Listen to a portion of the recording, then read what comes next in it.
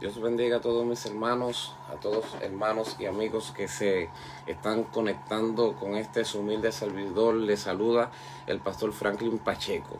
Estamos estudiando las Sagradas Escrituras y estamos conectados estudiando el Evangelio según Mateo. Hemos aprendido mucha información importantísima tocante al Nuevo Testamento y específicamente tocante al Evangelio según Mateo. Y en esta última sección estamos estudiando los 5 sermones de Jesús. Los 5 sermones que se registran en este poderoso evangelio.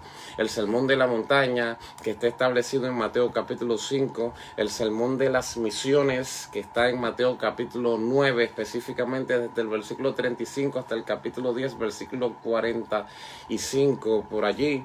El sermón de las parábolas, que también lo estudiamos, que registra las 7 parábolas del Señor Jesús, donde aprendimos una información importantísima. También estudiamos el sermón de las relaciones, que fue el que trabajamos ayer en Mateo capítulo 18, y hoy entramos al sermón del juicio y del proceso de la iglesia y el juicio del mundo, que es en Mateo capítulo 24. Este sermón tiene mucho contenido y el contenido es un tanto delicado. Hay que tener mucho cuidado al abordar los pensamientos y las conclusiones a las cuales se ha llegado tocante a Mateo capítulo 24. Mire, la historia teológica del mundo está marcada, es decir, los acontecimientos teológicos registrados en toda la historia, en todo el mundo, están ahí y nos han marcado a cada uno de nosotros, desde la creación del hombre, el acontecimiento de la creación, como también el de la caída, cuando el hombre cayó de la gracia. Adán y Eva fueron destituidos del huerto del Edén. La promesa del Señor a los hombres, que incluía la promesa de la restauración, el llamamiento de Abraham, son acontecimientos teológicos que han marcado toda la humanidad. El nacimiento de Isaac, que trajo posteriormente el nacimiento de Jacob, y el establecimiento de las 12 tribus que luego descendieron en grupos de 70 a Egipto. La salida del pueblo de Israel de Egipto ha marcado el mundo teológicamente. Luego de que salieron de Egipto, que cruzaron el Mar Rojo y sobrevivieron en el desierto, cuando llegaron al monte Sinaí recibieron las leyes del Señor. Fue un acontecimiento teológico que trascendió. Luego la construcción del tabernáculo, donde Dios le dio a Moisés el modelo y cómo tenía que construir aquel tabernáculo, algo que marcó cuando el pueblo entró a la tierra prometida y comenzó entonces el establecimiento del pueblo como una nación, que destruyeron las ciudades de Jericó y las ciudades adyacentes y se establecieron como una tribu poderosa. El periodo de la anarquía y el periodo de la monarquía, cuando se levanta el primer rey en la persona de Saúl, el llamamiento de David y las generaciones que le siguieron luego a David, la construcción del templo, que fue un acontecimiento teológico que marcó toda la generación teológica hasta este tiempo, la destrucción del templo por causa del pecado del pueblo, luego la restauración del templo, el nacimiento del Mesías ha marcado toda la historia. Luego del nacimiento del Mesías, que es la primera venida de Cristo, entonces tenemos la muerte del Mesías y la resurrección del Mesías, que también nos marcó teológicamente de una manera trascendental. Inclusive Pablo dice que si Cristo solamente muere y no resucita, vana es nuestra esperanza, vana es nuestra fe. Comamos y bebamos, porque mañana moriremos. Pero Jesús resucitó de entre los muertos, primicia de los que durmieron es hecho, para traernos a cada uno de nosotros esperanza. Pero luego tenemos el acontecimiento teológico más trascendental entre todos estos acontecimientos, que es la segunda venida de nuestro Señor y Salvador Jesucristo. Entonces, entendemos que si Él vino, murió, resucitó, volverá por su pueblo por segunda vez. Y todo esto forma parte de una estructura de temas teológicos, espirituales, que cada uno de nosotros deberíamos conocer, deberíamos dominar y deberíamos conectarnos con ellos, porque es la esencia y la raíz de nuestra fe. Gloria a Dios. Hoy vamos simplemente a tocar el tema de Mateo capítulo 24, pero que este tema tiene 2 enfoques según la visión pretribulacionista y la visión posttribulacionista. Y por eso quiero pedirte que oremos para que el Señor nos abra el entendimiento y entendamos y aprendamos. Señor Todopoderoso, te doy gracias por tu amor y tu grandeza. Gracias por los hermanos que se están conectando con nosotros en esta humilde transmisión. Te pido que tu Espíritu tome control de todo lo que vamos a hacer, Señor, y que mis palabras sean de edificación, no de confusión, que sean de vida, no de muerte, que sean de salvación, no de condenación, y que tu pueblo aprenda, Señor, aprenda tu palabra en el nombre poderoso de Jesús. Amén y amén. Mira, hermano, te acabo de mencionar temas teológicos que han marcado la historia y que han marcado la vida teológica de la iglesia, como también han sucedido acontecimientos históricos que han marcado toda la sociedad, como el descubrimiento de América, como la invención de la imprenta, como la fisión nuclear, la división del átomo en su núcleo para tener lo que hoy conocemos como la bomba atómica, etcétera, etcétera. Han habido muchos acontecimientos que han marcado la historia. Hay un rapero que dice: sé que conoces historias que han marcado el mundo, tristes, alegres o de amores profundos, pero ninguna de ellas ha cambiado tu vida como la de Jesús ha cambiado la mía. Cristóbal Colón descubrió un continente, pero también trajo la muerte de gente inocente. Me asombran las historias de guerra del abuelo, pero más cuando supe que Jesús dejó el cielo para venir a este suelo, predicar la verdad. Duarte, Sánchez y Mella pelearon por la libertad de su propio país, su campo y su ciudad, pero Jesús entregó su vida por la humanidad. Lo que no hizo Gandhi, tampoco Malcolm X. Él no fue un dictador como Trujillo y Pinochet. Muchos soñadores como Nelson Mandela, pero Jesús murió para que tengas vida eterna. Aleluya, gloria a Dios. Así que la historia de nuestro Rey es fundamental, porque todo lo que Cristo ha hecho no ha sido para confundir a los hombres, sino para darle a los hombres vida eterna. Y este acontecimiento teológico de Mateo capítulo 24 deberíamos estudiarlo sin ningún tipo de prejuicio. Simplemente estudiarlo, entenderlo, analizarlo, porque tiene que ver con algo que sucederá tarde o temprano dentro de la iglesia. La segunda venida de Cristo. Bueno, pues yo quiero que tú sepas que la segunda venida de Cristo es el denominador común que tienen las principales escuelas de pensamiento que han abordado este tema. Es decir, cuando te digo un denominador común, es que todas las escuelas de pensamiento que abordan el tema de la segunda venida de Cristo dentro del cristianismo, todas creen que Jesús vino, evidentemente, que pasó por la primera venida, y todas creen que Jesús viene. Y la parte donde tienen una diferencia cada una de estas escuelas del pensamiento es en el tiempo de la venida. Por ejemplo, la escuela pretribulacionista enseña que Cristo viene antes de la gran tribulación, y la escuela post-tribulacionista enseña que Cristo viene después de la gran tribulación. Y hay una escuela que se llama la media tribulacionista, que enseña que Cristo viene después de los primeros 3 años y medio. Que en verdad, esta verdad como que no tiene mucha fuerza, o sea, no es una de las escuelas que contienden entre las corrientes de pensamiento que tienen la iglesia en este punto de vista dividido. Lo importante que yo quiero que tú sepas, hermano, y que tú entiendas como un estudioso de la palabra y como alguien que ama al Señor, es que tu conclusión tocante a cualquiera de estas escuelas de pensamiento no va a incidir en tu salvación. Por ejemplo, tú puedes creer que la iglesia no va a pasar por la gran tribulación y eso ni te hace más salvo ni menos salvo. Y tú puedes creer que la iglesia va a pasar por la gran tribulación y eso no te hace ni más creyente, ni peor, ni mejor creyente. Simplemente son líneas de pensamiento y cada cual tiene su fundamento. Y a cada cual yo entiendo que hay que respetarle. Porque todos somos hermanos, pertenecemos al cuerpo de Cristo, pero hay cosas en las que podemos diferir y no necesariamente eso incide en nuestra salvación. ¿Qué puede incidir en nuestra salvación? Que tú no creas que Jesús es el Mesías. ¿Qué puede incidir en tu salvación? Que tú no creas en el Espíritu Santo. Que tú no creas en el orden que Dios ha establecido en su iglesia, en la doctrina fundamental de la iglesia, que cuando estuvimos hablando ahora de teología sistemática, estuvimos hablando de teología fundamentalista. Entonces los elementos principales de la teología fundamentalista sí pueden incidir en tu salvación. Pero creer que viene antes o que viene después, lo importante es que tú creas que el Rey viene. el Rey viene y viene por ti. Bendito sea su nombre eternamente y para siempre. Entonces tenemos dos escuelas.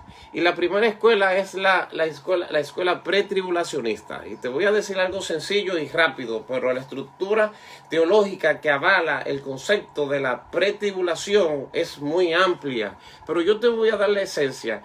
En Mateo capítulo 24, la escuela pretribulacionista enseña que la tribulación tiene dos dimensiones. Está la tribulación, que es leve, y está la tribulación que es grande, la gran tribulación y la leve tribulación. Ellos enseñan que la iglesia no va a pasar por la gran tribulación, o sea, aquella tribulación de la cual no se ha visto ni se verá jamás, que Jesús menciona en Mateo capítulo 24, sino que pasará por la tribulación leve o la tribulación momentánea. Ahora bien, ellos enseñan que luego de la tribulación de aquellos días, es decir, la leve tribulación, el sol se oscurecerá, la luna no dará su resplandor y las estrellas del cielo serán removidas y aparecerá la señal del Hijo del Hombre, es decir, la venida de Cristo, la cual, según la escuela pretribulacionista, tiene dos manifestaciones. La primera manifestación, que se pudiera llamar la parte A, es cuando el Señor viene por su pueblo, y es aquí donde entra el concepto del rapto secreto, es decir, el Señor viene en secreto a buscar su iglesia. Según la escuela pretribulacionista, este concepto se une a Primera de Tesalonicenses capítulo 4 versículo 16, donde el apóstol Pablo dice que el Señor mismo, con voz de mando, con voz de arcángel, con trompeta de Dios, descenderá del cielo, los muertos en Cristo resucitarán primero y los que vivimos seremos arrebatados juntamente con ellos.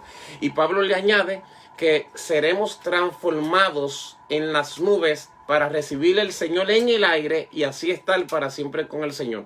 Entonces, según ellos, el Señor primero viene en una primera sección, que es la parte A, en secreto, y luego viene en la segunda sección, que es la consumación de la segunda venida, luego de los 7 años que comienzan a partir del levantamiento de la iglesia. Dicen que vienen 7 años en los cuales gobernará el anticristo. Según esta escuela, el anticristo se va a manifestar cuando la iglesia sea levantada, porque segunda de Tesalonicenses capítulo 3, capítulo 2, que habla de la venida del inicuo, del hombre de perdición, el hijo de pecado, dice que no vendrá hasta que no sea removido lo que al presente lo detiene. Entonces, en esta escuela se enseña que quien detiene el anticristo es el Espíritu Santo, que cuando el Espíritu Santo sea removido con la iglesia se va a manifestar y entran 7 años de gobierno del anticristo, y que al final de estos 7 años que se va a armar la batalla del Armagedón. Entonces el Señor viene con su pueblo. Se abre Mateo, se habla Apocalipsis 1:7, que dice: vienen las nubes y todo ojo le verá y los que le traspasaron harán grande lamentación. ¿Ve? Entonces esta escuela dice que la iglesia no va a pasar por la gran tribulación, porque después de la leve tribulación de aquellos días, el Señor viene, se lleva a su pueblo, los muertos en Cristo resucitan. Y todo lo que forma parte de esa escuela ya conocen. Es una breve descripción de lo que es esta escuela.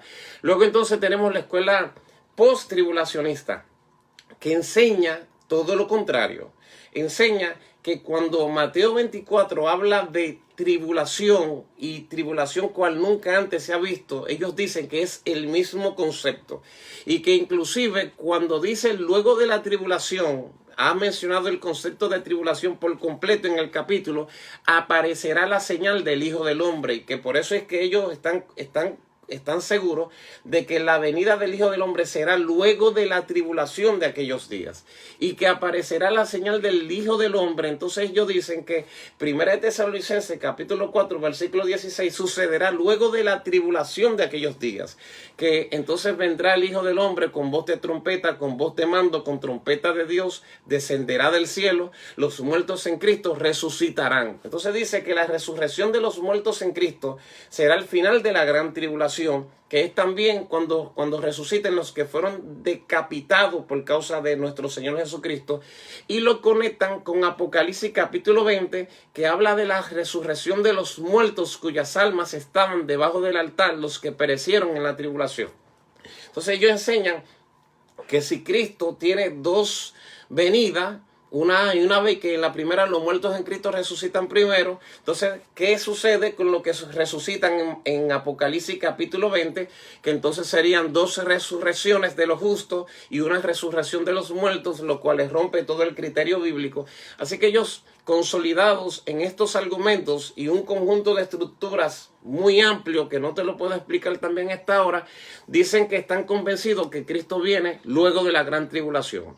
Así que encontramos dos escuelas, una que dice que viene antes y otra que dice que viene después. En el medio están los medios tribulacionistas que dicen que viene después de los 3 años y medio de abundancia. Y una cuarta escuela que aparece, que son los amileniaristas, que son los que dicen que no hay un milenio, sino que el milenio es completamente simbólico. Sea cual sea tu línea de pensamiento, lo que yo te recomiendo es que te conectes con el texto, con lo que dice el texto en sí. Y que estudies la Biblia, porque la Biblia es tan poderosa que se interpreta por sí sola. Ahora bien, gloria a Dios, el hecho de que tú tengas un hermano que crea que la iglesia va a pasar por la gran tribulación, o que tú, que crees que la iglesia va a pasar por la gran tribulación, tienes un hermano que cree que no va a pasar, ¿tú crees que eso sería razón para que hayan contienda y pleito entre ustedes y hayan disensiones y divisiones? Cuidado si eso es lo que el diablo quisiera. No, si tú tienes tu pensamiento, fortalece tu pensamiento y fortalece tu escuela y fortalece tu estructura. Y si tú tienes una línea diferente o aferente, fortalécelo. Lo que yo sí te digo como ministro de Jesucristo en esta hora es que tú creas lo uno o creas lo otro, no te añade ni le quita tu salvación. Lo que sí le añade y le quita tu salvación es que tú condenes a tu hermano porque él diga, Cristo viene antes de la gran tribulación. O porque diga, Cristo viene después de la gran tribulación. Si tú condenas a tu hermano por eso, y si tú peleas con tu hermano, y si tú aborreces a tu hermano por eso, entonces sí, tu salvación tiene problemas. Gloria a Dios. Dicho todo esto, vamos a entrar a Mateo capítulo 24. Y vamos a analizarlo ahora, como acostumbramos a hacerlo en nuestro estudio. Y desde aquí en adelante, usted tome su línea de pensamiento. Y si usted dice, no quiero tomar ninguna, me quedo con el texto literal, quédese con el texto literal también. Que eso es una línea de pensamiento y hay que respetar lo que usted cree. Porque al fin y al cabo, usted cree en el Señor Jesucristo. Así que, Mateo capítulo 24, versículo 1 dice, cuando Jesús salió del templo y se iba, se acercaron sus discípulos para mostrarle los edificios del templo. Y respondiendo él les dijo, ¿veis todo esto? De cierto os digo que no quedará aquí piedra sobre piedra que no sea derribada. Acuérdese que estamos hablando de prácticamente el principio de la historia como se conoce en el periodo nuevo testamentario o neotestamentario, correspondiente al Nuevo Testamento. Y acuérdense que el nacimiento de Jesús dividió la historia en dos partes. Estamos hablando de un tiempo antiguo, donde las estructuras y los grandes edificios no eran normales. Así que todo el que entraba a Jerusalén y entraba al lugar donde estaba el templo se admiraba al ver ese edificio y al ver esas edificaciones. Como también cuando llegaban a la ciudad romana, a las principales ciudades de aquel entonces, las metrópolis, las ciudades cosmopolitas, siempre tenían algún lugar turístico, algún lugar que llamaba la atención. Entonces en Jerusalén el lugar principal era el templo. Y los discípulos comenzaron a enseñarle al maestro, mira qué hermoso nuestro templo. Y el Señor los confrontó en el versículo 2 diciéndole, de cierto os digo, ¿veis todo esto? De cierto os digo que no quedará piedra sobre piedra que no sea derribada. Cuando Cristo le dice esto a los discípulos, esto provocó un efecto clínico psicológico que se llama disociación cognitiva. ¿Qué es la disociación cognitiva? Es cuando te dicen una verdad que te choca. Por ejemplo, si a ti una persona viene y te llama y te dice, tengo que decirte una verdad. Toda tu vida tú has creído que tu papá y tu mamá son fulanito de tal. Hoy quiero decirte que ellos no son tus verdaderos padres. Que tu padre biológico son fulanito y fulanito de tal. Y que a ti te adoptaron o te dieron en adopción. Si te dan esa noticia, eso va a provocar en ti un choque dentro de tu mente, una disociación mental que te sacará de tus casillas. Y lo lógico que tú tengas que hacer luego de recibir esta noticia es hacer preguntas.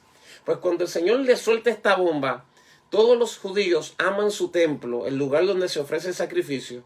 Y Jesús le dice, no quedará piedra sobre piedra que no sea destruida. Esto los chocó y ellos entonces comenzaron a hacer preguntas. Evidentemente esta profecía se cumplió en el año 70, cuando las tropas del general Tito invadieron Jerusalén, destruyeron el templo, destruyeron la santa ciudad, mataron millares de judíos. Entonces, versículo 3, y estando él sentado en el monte de los olivos, los discípulos se le acercaron aparte diciendo, dinos, ¿cuándo serán estas cosas? ¿Y qué señales habrá de tu venida y del fin del siglo? Respondiendo Jesús le dijo, mirad que nadie os engañe, porque vendrán muchos en mi nombre diciendo, yo soy el Cristo, y a muchos engañarán. En la historia, antes del establecimiento de Jerusalén como nación, en el año 1948, hubieron más de 68 Cristos, aproximadamente 70 Mesías que surgieron por el mundo. Y engañaron a muchos. Uno de ellos, me parece que se llamó Bar al-Kochiba, que los judíos le siguieron y eso fue una matanza, murieron más de 500,000 de judíos. Y era también el cumplimiento de lo que Jesús está diciendo. Vendrán muchos en mi nombre diciendo, yo soy el Cristo. Y a muchos engañarán. Todavía Israel está esperando a Cristo. Todavía lo están esperando. Y Jesús dice en el versículo 6, oiréis de guerra y rumores de guerra. Mirad que no os turbéis, porque es necesario que todo esto acontezca, pero aún no es el fin.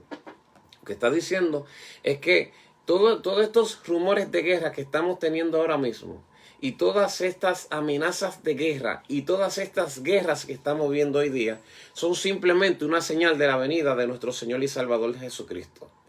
Entonces Jesús sigue diciendo en el versículo 7, porque se levantarán nación contra nación, y reino contra reino, como se han levantado los reinos de la tierra, como se han levantado China contra Estados Unidos contra China, Estados Unidos contra la Unión Soviética, viceversa, etcétera, etcétera. Y todas estas amenazas, inclusive esta situación que estamos viviendo hoy día, forma parte de las señales de la venida.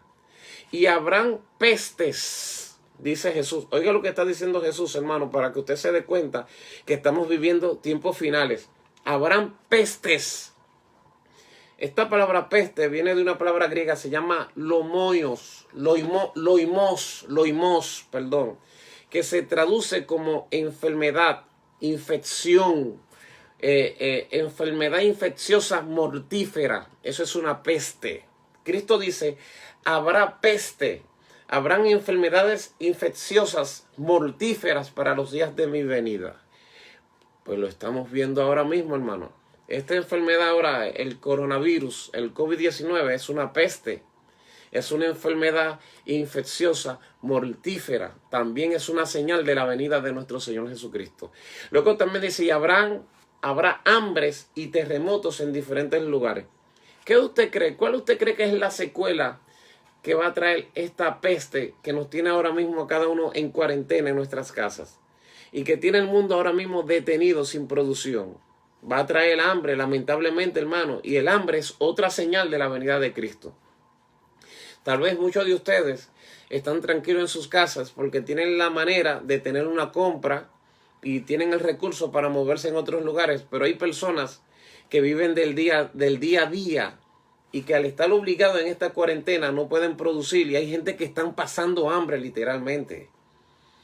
Yo he visto casos. A mí me han llamado hermanos de la congregación para hablarme de amigos que ellos tienen, a ver si la iglesia le puede extender la mano, de mujeres, madres solteras que se han acostado en estos días, antes de ayer, que se han acostado sin cena, llorando por la comida de sus hijos, porque estos gobiernos irresponsables solamente se preocupan por lo suyo propio y por no perder recursos.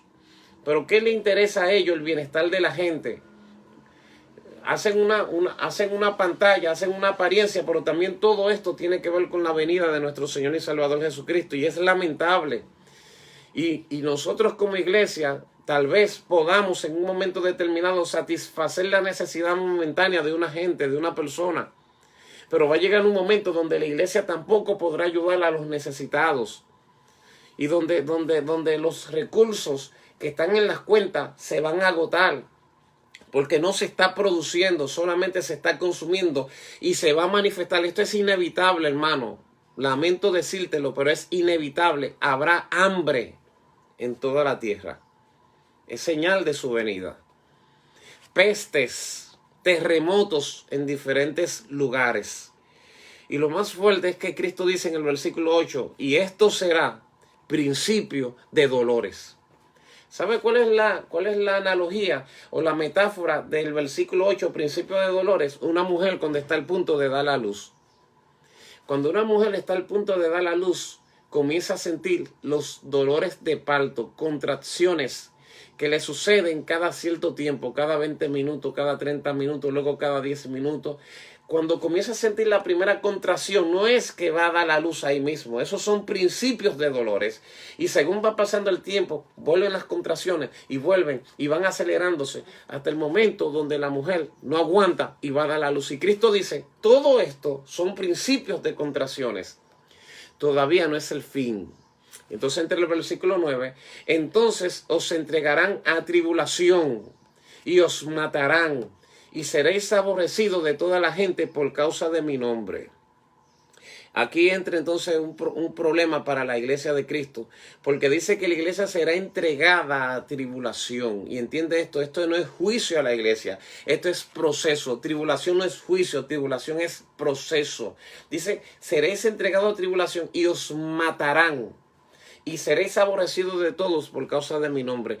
Llegará el momento donde los cristianos y los hijos de Cristo se van a conectar tanto con los acontecimientos proféticos y escatológicos que la gente cuando nos oigan, van a decir, esta gente solamente están hablando del mal y van a aborrecer a la iglesia.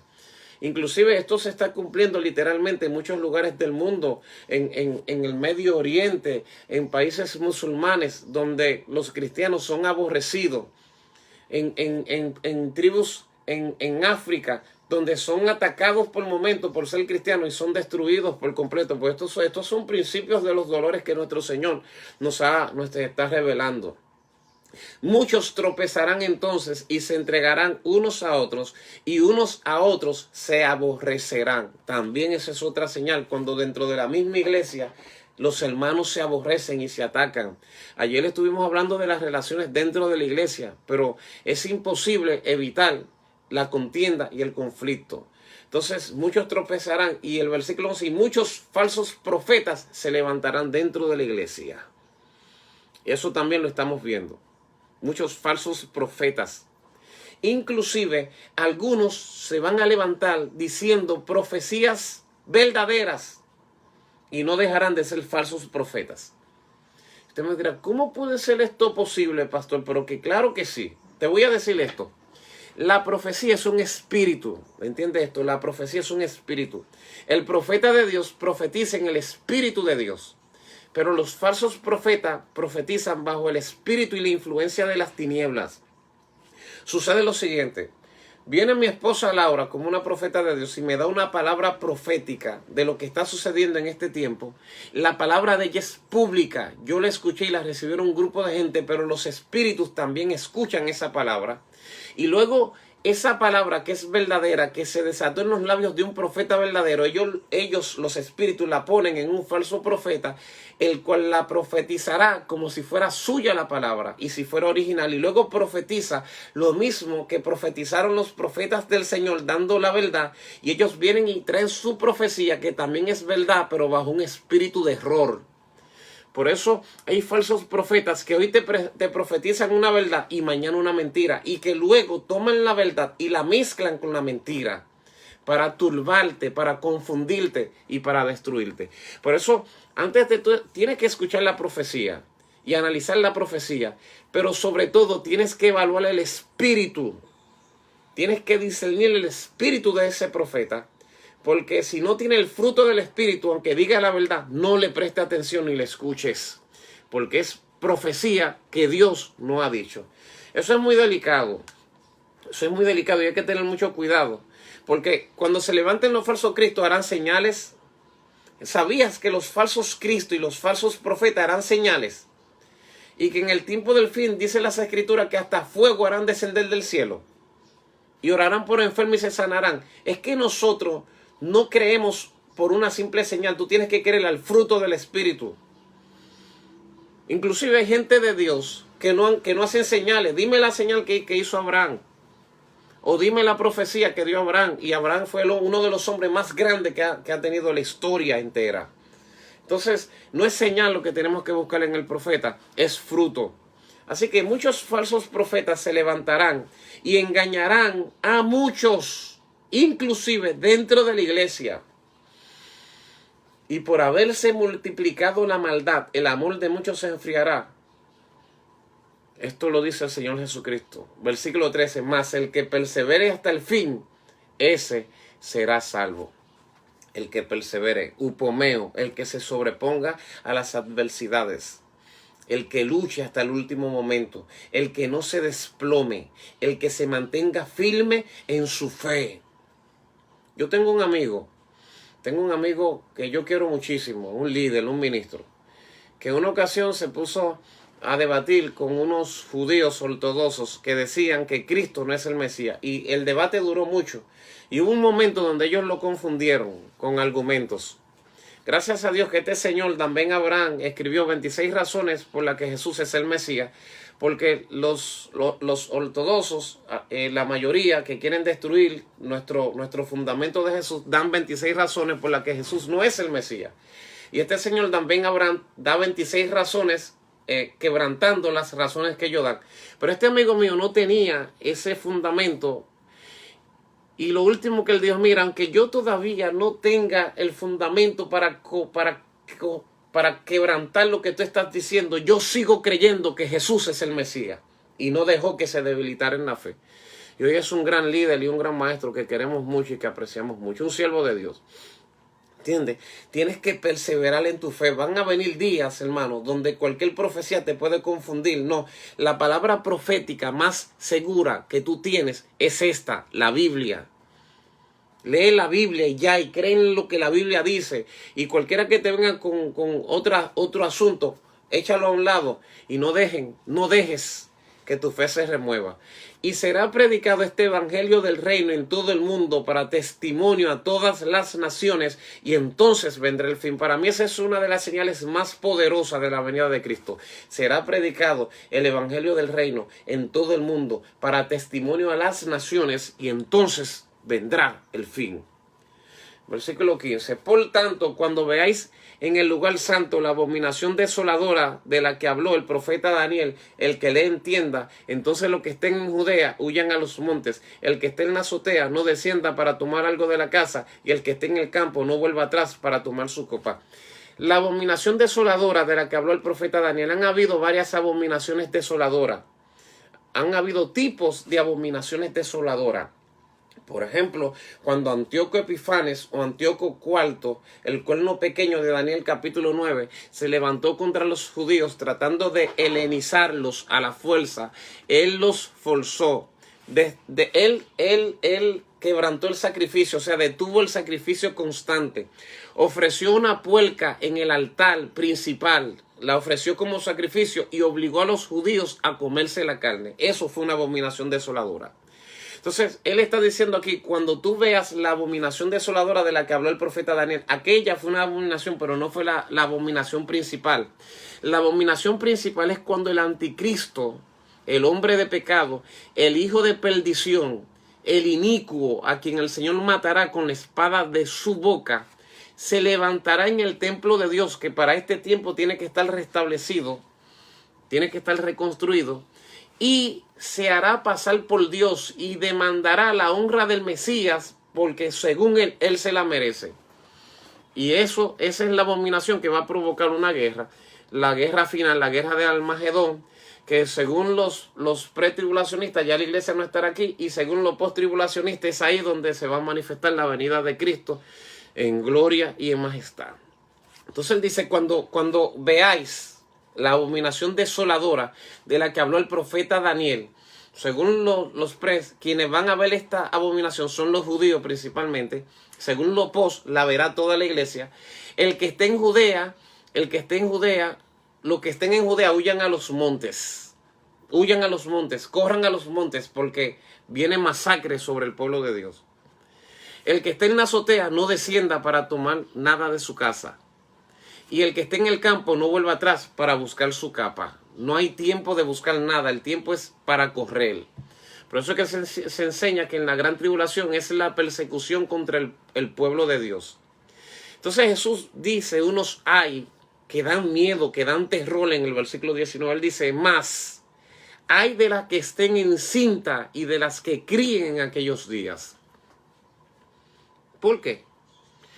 Porque es difícil. Una mujer encinta, puede correr una mujer encinta, puede huir, puede escapar. Cuando una mujer está embarazada, está en la etapa más vulnerable de toda su vida. Está en una etapa donde está en peligro. Hay que cuidarla porque está en peligro de morir.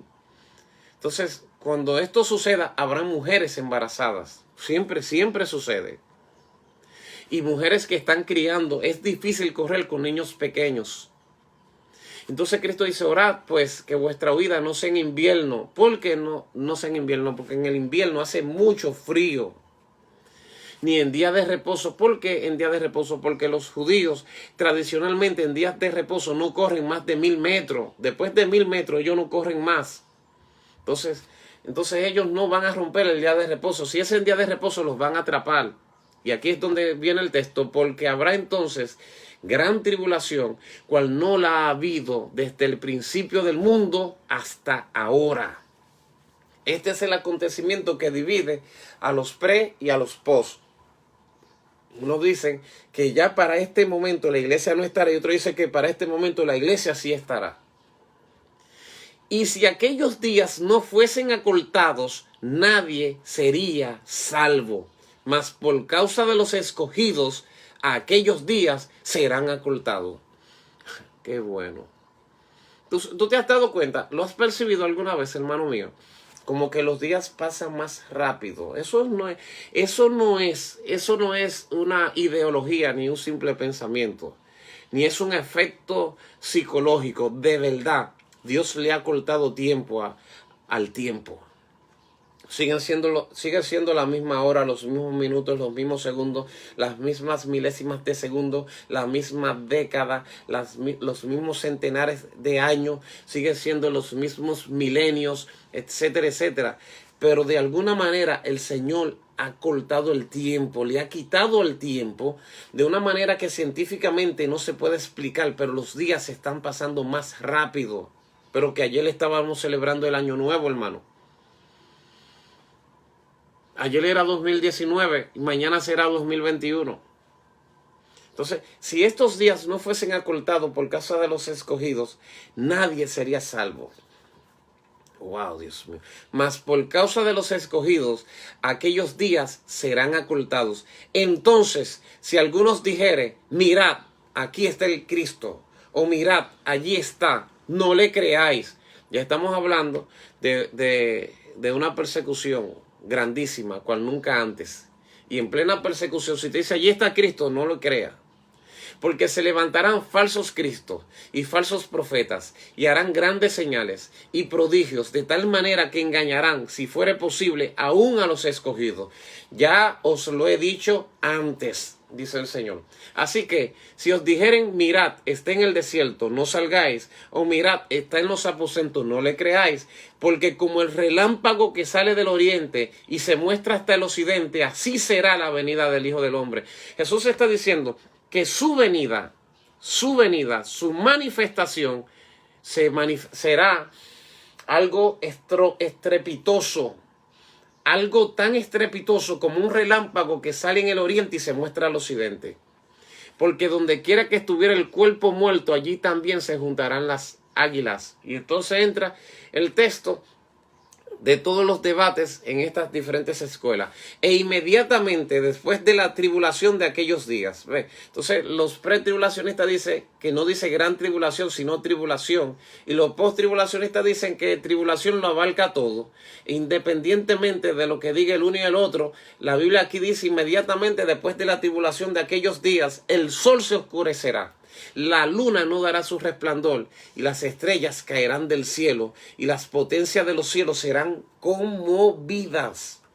Este es el que el mundo va a comenzar a entrar en unos procesos que no se van a detener según ese texto, a tal nivel que el sol se oscurecerá y metafóricamente hablando, desde la dimensión de las figuras del pensamiento, si esto es una prosopopeya, o simplemente se toma como una metáfora, en este lenguaje el sol representa gente importante, el sol representa hombres, gente grande en el mundo, personas que han alcanzado lugares importantes en la sociedad. Entonces dice, inmediatamente después de la tribulación de aquellos días, el sol se oscurecerá, la luna no dará su resplandor, personas grandes, las estrellas caerán de los cielos y las potencias de los cielos serán removidas. También interpretativamente hablando, cuando dice las estrellas caerán del cielo, se está hablando, se mencionan juicios que vienen sobre el mundo. Y entonces este pasaje se conecta con las copas y las trompetas de Apocalipsis, que dice que hay un juicio, que hay una estrella que se llama Ajenjo que caerá a la tierra y que matará la tercera parte de los habitantes del mundo. Dios mío, son cosas que uno no quisiera ni verla, hermano. Dice, proféticamente hablando, dice que un día se va a desprender un meteorito que va a entrar a la tierra y va a acabar, va a amargar las aguas y va a destruir parte de la vida de nuestro planeta. Ya eso está profetizado. Entonces aparecerá la señal del Hijo del Hombre en el cielo, y entonces lamentarán todas las tribus de la tierra, y verán al Hijo del Hombre viniendo sobre las nubes del cielo con poder y gran gloria. Esa es la manifestación gloriosa de nuestro Salvador. Y enviará sus ángeles con gran voz de trompeta, y juntará sus escogidos de los cuatro vientos, desde un extremo del cielo hasta el otro. En este acontecimiento, los pretribulacionistas enseñan que la iglesia será levantada, se juntará con el Señor y irá al cielo, a las bodas del Cordero de 7 años. Los posttribulacionistas dicen que en este acontecimiento el Señor levanta a su pueblo, pero para llevarlo a Jerusalén, a lo que en el libro de Apocalipsis se llama el campamento de los santos. Esto es un asunto, hermano, que hay que dedicarle un buen tiempo. Y enviará sus ángeles con gran voz de trompeta y juntará sus escogidos de los cuatro vientos desde un extremo del cielo hasta el otro. De la higuera aprended la parábola. Cuando ya su rama está tierna y brotan sus hojas, sabéis que el verano se acerca. Así también vosotros, cuando veáis todas estas cosas, conoced que está cerca a la puerta. De cierto os digo que no pasará esta generación hasta que todo esto acontezca. No pasará esta generación. Aquí hay una palabra que hay que dedicarle tiempo. Cuando Jesús dice, acuérdese que estamos evaluando Mateo capítulo 24, que es el sermón del proceso y el juicio de la iglesia, según nuestro estudio del Nuevo Testamento, el quinto sermón, que inclusive lo estoy tocando y lo estoy trabajando porque va en la estructura de lo que te estoy comunicando. Hoy es el tema número 12 de este estudio, porque como esto se presta a tanta confusión y la gente lo tuerce y lo tergiversa y pelea tanto con esto, pero la palabra hay que darla, siempre hay que darla. Pero aquí hay algo que usted tiene que saber, hermano, que tiene que dominar. Jesús dice, versículo 34, de cierto os digo, que no pasará esta generación hasta que todo esto acontezca. ¿De qué generación está hablando Jesús? Porque si está hablando de una generación y todo eso no ha acontecido, y está hablando de las generaciones que le escucharon en aquel tiempo, entonces esa gente tiene que estar vivo todavía, la gente de aquella generación, porque todavía no ha sucedido. Tú sabes que hay una teoría que se llama la teoría del judío errante. Pues te la voy a mencionar en un ratito. tengo que explicarte esto. Cuando Jesús dice, no pasará esta generación, no se refiere a la generación que lo estaba escuchando, sino a la generación que verá esto. Jesús dice, la generación que vea las tribulaciones, las persecuciones, los juicios, el proceso de la iglesia, esa generación no pasará hasta que todo eso acontezca. No se refería a aquella generación, sino a la generación de la que él está hablando que va a vivir esta situación. Una generación abarca entre 70 a 80 años, una generación completa. Cuando todo esto acontezca, cuando se dé la última señal, cuando se abran los cielos, cuando aparezca la señal del Hijo del Hombre, esa generación no pasará hasta que todo eso acontezca. ¿Estás entendiendo el asunto? Hay un texto que yo te quiero leer, Mateo 16, 28, para que tú entiendas por qué hay cosas que se dan a confusión en las Escrituras. Mateo 16, 28 dice, de cierto os digo que hay algunos de los que están aquí que no gustarán la muerte hasta que hayan visto al Hijo del Hombre venido en su reino. Eso lo dijo Jesús. Algunos de los que están aquí no gustarán muerte. Este es el texto, sí, que más se da a malinterpretación. Y de este texto es que ha salido la teoría del judío errante. ¿Sabe cuál es la teoría del judío errante? Que cuando Cristo dijo esa palabra, había un judío que estaba allí, que no podía morir hasta que Cristo venga y que ese judío todavía está vivo. Que sus neuronas se renuevan, que sus células se van renovando de tiempo en tiempo, que no envejece. Y que ahora mismo tiene que tener más de 2000 años esperando que todo esto acontezca. Como algunos también han dicho que el anticristo también está vivo por ahí.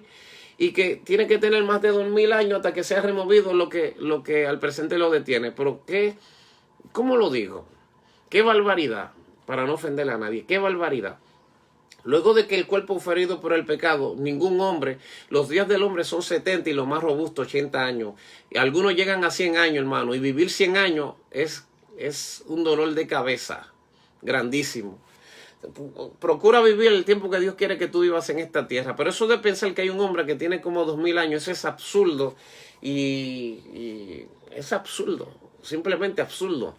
Así que cuando Jesús dice, de cierto os digo que algunos de los que están aquí no gustarán muerte hasta que no vean al Hijo del Hombre, estaba hablando de Juan. Y se cumplió literalmente en Juan, en la visión que tuvo Juan en las islas de Patmos, cuando él vio las señales y cuando él vio proféticamente todo lo que había de suceder. ¿Tú entiendes? Esa es la solución de ese rompecabezas que ha provocado tanta cuestión y tanta controversia dentro de muchos teólogos y pensadores. Se refería a Juan y Juan lo vio en visión. Y todos esos relatos que él presenta en el libro de Apocalipsis, lo que Jesús estaba diciendo, hay algunos de los que están aquí que no lo verán hasta que no vean, no tengan la visión del Hijo del Hombre. Esa es la palabra y esa es la interpretación. Inclusive ese es el texto original de la palabra, hasta que no vean la visión del Hijo del Hombre. Pero continuamos, versículo 35. El cielo y la tierra pasará, pero mis palabras no pasarán. Pero el día y la hora nadie lo sabe, ni aun los ángeles del cielo, sino solo mi Padre. Mas como en los días de Noé, así será la venida del Hijo del Hombre. Porque como en los días de Noé, antes del diluvio, estaban comiendo y bebiendo, casándose y dándose en casamiento, hasta el día en que Noé entró en el arca, y no entendieron hasta que vino el diluvio y se los llevó a todos, así será también la venida del Hijo del Hombre. Entonces estarán dos en el campo, el uno será tomado y el otro será dejado. Dos mujeres estarán moliendo en un molino, la una será tomada y la otra será dejada. Miren, aquí hay un asunto con lo de Noé. Yo se lo voy a decir, si a ustedes les gustan lo toman, si no les gusta no lo toman, pero es la realidad teológica de ese texto. Porque siempre la gente enseña que la gente obvia el contexto. Por ejemplo, dice, será como en los días de Noé, la venida del Hijo del Hombre, estarán dos en el campo, uno será tomado y el otro será dejado. Y la gente lo interpreta a su antojo, pero esto tiene una interpretación. La gente dice que el que será tomado, el que se salve, el que será dejado, es el que se pierde. Y si tú analizas el contexto histórico, es todo lo contrario. No estoy diciendo que uno, o sea, para que tú lo entres en la pretribulacionista, en la posttribulacionista, tú sabes que la iglesia al final morará en la tierra, sea pre o sea post. La morada eterna de la iglesia será en la tierra. Descenderá del cielo la nueva Jerusalén.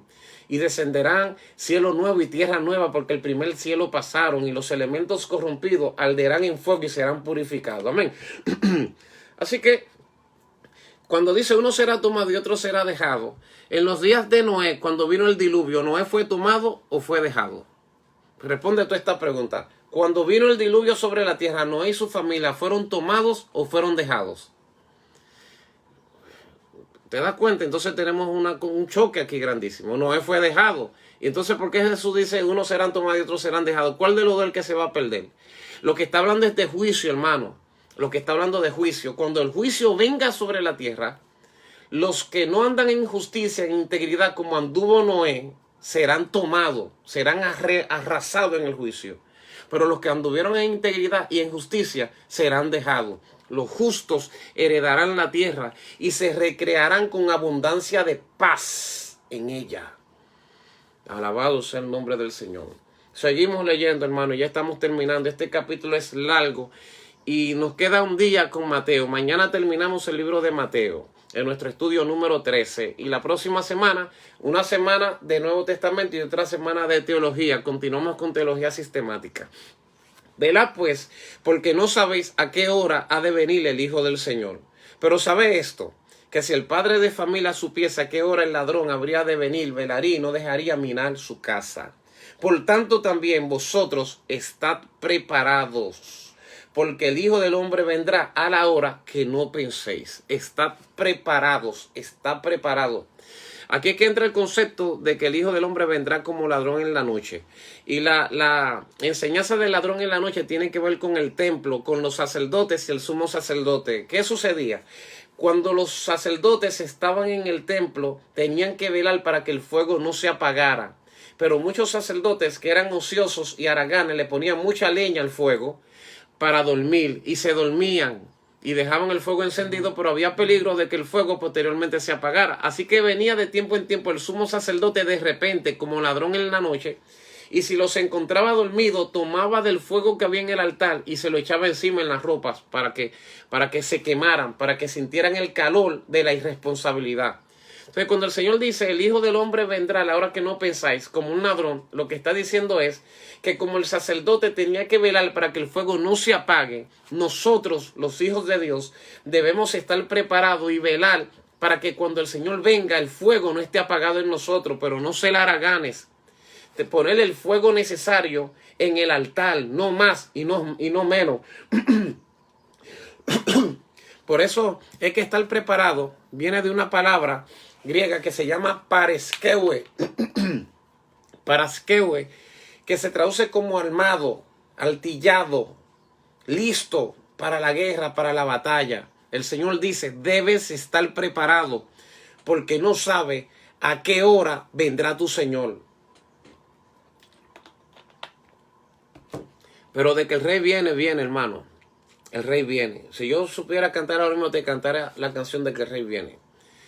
¿Quién es el siervo? ¿Quién es pues el siervo fiel y prudente? Versículo 45. Al cual su Señor puso sobre su casa para que les dé el alimento a tiempo. Bienaventurado aquel siervo, el cual cuando su Señor venga le haya haciendo así. De cierto os digo que sobre todos sus bienes le pondrá. Pero si aquel siervo malo dijera en su corazón, mi Señor tarda en venir, y comenzare a golpear a sus consiervos, aún a comer y a beber con los borrachos, vendrá el Señor de aquel siervo el día que éste no espere, a la hora que no sabe, y lo castigará duramente, y pondrá su parte con los hipócritas. Allí será el lloro y el crujir de dientes. Tú tienes que ser el siervo prudente. Si el siervo malo dijera, yo no sé a qué hora mi Señor viene, voy a maltratar a mis hermanos, voy a tener mala relación con mis hermanos, voy a criticar, voy a calumniar, voy a vivir perdidamente, eres un mal siervo. Cuando el Señor venga, te castigará duramente y pondrá tu parte con los hipócritas. Nosotros tenemos que vivir, hermano, y esa es una enseñanza que yo he creído y he recibido desde la primera vez que la escuché. Hay que vivir como que Cristo viene mañana, y hay que trabajar como que Cristo no viene nunca. Tengo que tener la integridad y justicia como que Cristo viene ahorita, para que me encuentre preparado. Pero aunque yo crea que Cristo viene ahorita para que me encuentre preparado, debo trabajar por mi familia, debo trabajar por mi esposa, debo trabajar por mis hijos, debo trabajar por el reino de Dios, debo esforzarme, debo capacitarme, debo estudiar, debo aprender, como si Cristo no viniera nunca. Y si entre el nunca y el mañana el Señor viene, viviendo cada día como que Él viene mañana, el Señor me encontrará preparado. Y cuando Él me encuentre preparado, me dirá: venid, bendito de mi Padre, heredad el lugar que yo he preparado para ti, por cuanto fuiste fiel, por cuanto me amaste. Nosotros no somos simples religiosos. Nosotros no somos una fe más. Nuestra fe tiene fundamento, nuestra fe tiene vida, independientemente de que en nuestra fe hayan diferentes escuelas de pensamiento. En la cultura judía hay diferentes líneas de pensamientos judíos, rabínicos. Hay judíos que creen hasta en la reencarnación y ellos se respetan entre sí. ¿Por qué nosotros no respetarnos entre nosotros mismos? Sea que tu línea sea calvinista, o que tu línea sea arminiana, o que tú seas pretribulacionista o posttribulacionista, no importa. Prepárate que el Señor viene. Tu rey viene. Tu rey vino en su primera venida y viene en la segunda. Tu rey murió y resucitó de entre los muertos. Tu rey te ama. Tu rey te tiene presente y te tiene pendiente, independientemente de que esta sea una leve tribulación momentánea o que esta sea una tribulación grandísima. Nuestro rey viene. Y de que viene, viene. Y cuando Él venga, nosotros debemos estar preparados. Vamos a orar. Señor, gracias por este tiempo de estudio que hemos tenido. Gracias por mis hermanos, por cada uno de mis hermanos y amigos que están conectados, Dios, que han tenido paciencia y que están estudiando las Escrituras con nosotros desde el primer día. Ya tenemos 4 semanas, Dios mío, estudiando tu palabra. Y ahí están estos discípulos, estos hijos tuyos, estos líderes, estos ministros, pastores, Señor, que tienen más material que enseñar que yo. Se sientan allí a recibir desde aquel lado con tanta humildad. Te pido que los bendigas de una manera poderosa y de una manera especial. Que tú guardes sus caminos y sus pensamientos. Y que cada uno de nosotros, Señor, estudiemos, amemos y aprendamos tu palabra. En el nombre de Jesús. Salva a aquellos que no te conocen. Fortalece a aquellos que están débiles. Levanta a los que están caídos, Señor amado. Gracias por tu pueblo, en el nombre de Jesús. Hermano, ninguna peste, ninguna plaga tocará tu morada.